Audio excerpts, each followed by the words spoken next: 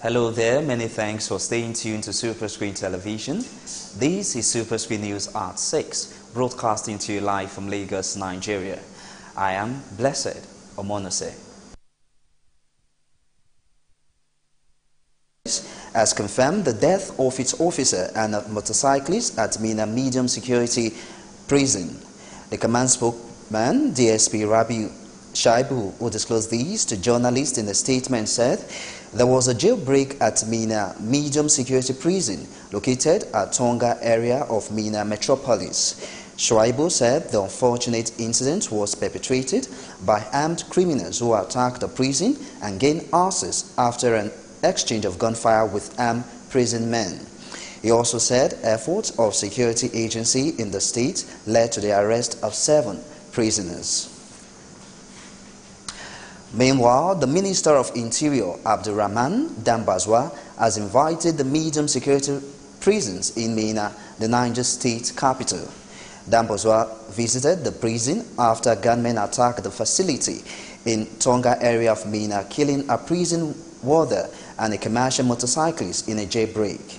The spokesperson for the prison service, Rabiu Shaibu, said the unfortunate incident was perpetrated by armed criminals who attacked the prison and gained access after an exchange of fire with prison armed men.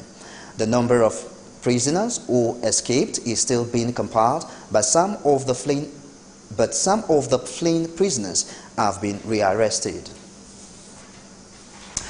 Away from that now, the Unity Forum wing of the All Progressive Congress APC in Oyo State says Saturday's loss of Ibarakpa East State constituency by-election to the People's Democratic Party (PDP) is a sign that the state chapter of the party is weakened by an internal crisis. In the Saturday's by-election held to fill the position left vacant by the death of a former Speaker of the Oyo State House of Assembly, Michael Adeyemo, the party's candidate, Kunle Adeyemo, scored 4,619 votes, while PDP's Adebo Ogundoyin had 6,277 votes to emerge as the member of the State House of Assembly. The spokesperson for the forum of the APC in the state, Wasiu Olatubosu, said the loss is questionable, especially since it came after the party claimed to have won the council poll in the area by landslide 2 weeks before. The forum has called on the national headquarters of the APC to reflect on the loss ahead of 2019 election. Following the outright directive by federal government to vector the issuance of permit for the importation of codeine, stakeholders have continued to commend government decision to contain further damage. The substance, which has been bastardly abused in recent times by some consumers, have drawn their attention on all, thereby calling on government to fashion a way to controlling the hazard posed on the society. Supposed to be a drug that will help us come out on pains. Ironically, people now deploy it to do something differently what it was designed to do. And if government in its wisdom decided that codeine will be stopped to rescue our country from this trouble, is to rescue our youth, is to rescue our country. Our wealth and our heritage is in our youth. Our future is in our youth. And if the youth are being distorted by any means, we need to fight it very fast. And if codeine is the reason why our youth will begin to go astray and getting into mental crisis, psychic distortion and all of that, it is important that we must do something very fast. With the increasing damage caused by the substance, government placed a ban to reduce the negative resultant effect on its offensive users, a move that has been commended by Nigerians. It's better to put control mechanisms in place before you now get to the point of having to do drastic things like banning importation and manufacture. You know, as an association, we have raised alarm on these things over time. You know, so it's we don't now know if the noise we made was not loud enough or our body was not seen as a body that should be listened to. But either way, we have raised alarm over not just codeine. Codeine is just one of the many substances of abuse. You have tramadol. In fact, as a matter of fact, tramadol is even more accessible and has a more devastating impact than codeine. So codeine, tramadol, triple action creams, there should be a more holistic approach. Observe trends, put checks and balances in place before you get to the point where you have to do drastic. We welcome the decision, and we're already putting in place measures, various strategies to ensure that the law is complied with by all stakeholders. This includes both sensitization as well as enforcement. And most importantly, we also want those who are victims of such drugs, that is, people who are suffering from drug use disorders, particularly the codeine and tramadol and other psychotropic substances, they can come forward for rehabilitation and counseling. Some Nigerians speaking there. Senate President Bukola Saraki says he has asked his aides to obtain letter of invitation by the police. Saraki said this is to enable him to honor the alleged invitation immediately. You will recall that the first headquarters, Abuja, had over the weekend invited the Senate President to come and respond to allegations by 5 of the suspects arrested over the April 2018 over bank robberies, in which 13 persons, including 9 policemen, died. Victims of robbery at Guadala, New Yanya, Nasarawa State have accused the Federal Special Anti-Robbery Squad, Abuja, of extorting 60,000 from them for investigation into the attacks of their homes. Victims allege that the investigating police officer, identified as ASP James Echo, told them that the money is for Inspector General of Police, IGP, approval and failed to investigate the robbery incident, which occurred on May the 15th, 2018.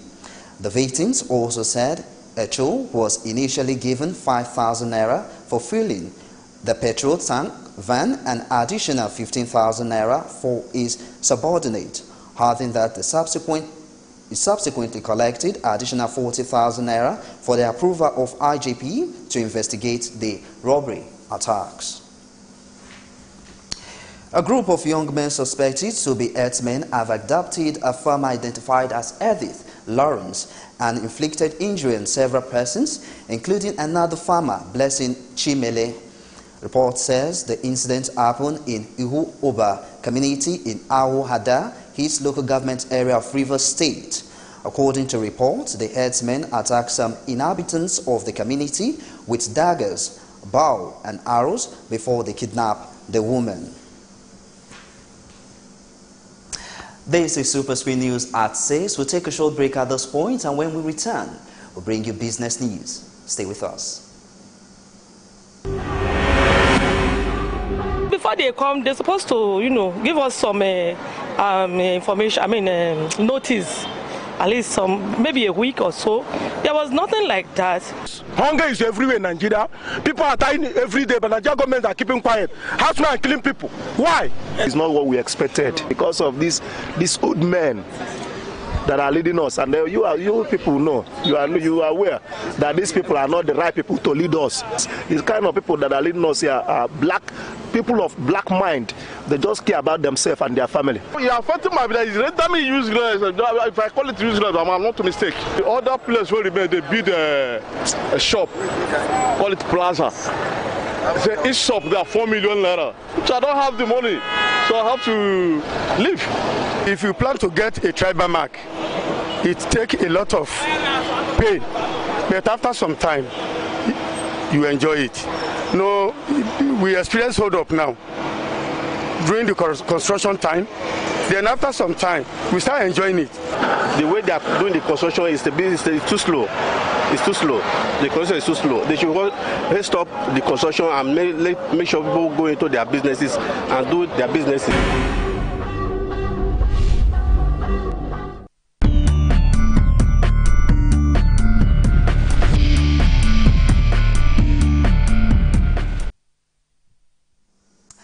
Glad to have you back. And now to the world of business. House of Representatives Committee on Petroleum Resources downstream has directed the full recovery of 9 billion naira into the treasury of the federal government from Capital Oil and Gas Limited. Report says the money is the balance of the 11 billion naira worth of petroleum products which allegedly disappeared from Capital Oil and Gas storage tank in 2017. The products were alleged to have been stored by the Nigerian National Petroleum Corporation in the private firm's tanks under its various arrangements with tank farm owners. The committee, which is chaired by a member from Edo State, Akinlaja Joseph, had investigated the alleged disappearance after it became public knowledge that the NNPC was unable to recover all the products when it demanded to have them. However, Managing Director and Chief Executive Officer Ifeanyi Uba denied any fraudulent intention. Rather, the firm said the NNPC actually owned it over 16 billion from other transactions. Report says 16 billion naira NNPC allegedly owned Capital Oil and Gas should be investigated by the Economic and Financial Crime Commission, EFCC. The Consumer Protection Council, CPC, says telecom operators' decision to transfer their operating costs to customers is unacceptable. The Director General of CPC, Babatunde Irukere, disclosed these at the end of the E-Payment Providers Association of Nigerian workshop in Lagos. According to Irukere, the 0.005% directive imposed by the Central Bank of Nigeria, CBN, on all electronic transactions is an operational cost for operators and should not be transferred to customers. Irukere also said the issue on electronic commands are oft on the payment system, adding that it is what makes commands thrive and it includes data security. And still on business, report says consumers of alcoholic, beverage and tobacco will from today pay more for the product as the new excise duty rate approved by President Muhammadu Buhari in March came into effect. The Minister of Finance, Kemi Adeosun, disclosed this in Abuja. Adeosun explained that the new excise duty rates were spread over a 3-year period from 2018 to 2020 in order to moderate the impact on prices of the products. Adeosun also says the new excise duty regime followed all-inclusive stakeholders' engagement by the Tariff Technical Committee of the Federal Ministry of Finance with key industry stakeholders. You will recall that the minister had stated that in March that the president had granted a grace period of 19 days for all manufacturers before the commencement of the new excise duty regime in the sector of the economy. Residents of Gateway State, Magodo Phase 1 in the Isheri area of Lagos State have been left in darkness after Ikeja Electric PLC cut off their power supply.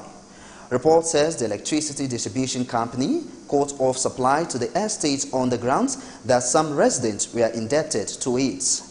The chairman, Magodo GRA Phase 1, Gateway Zone Community Development Association, Bode Ojomo, described the power firm's action as an act of lawlessness. Hundreds of we'll take another break here, and when we return, we'll bring you foreign and sport news. Stay with us.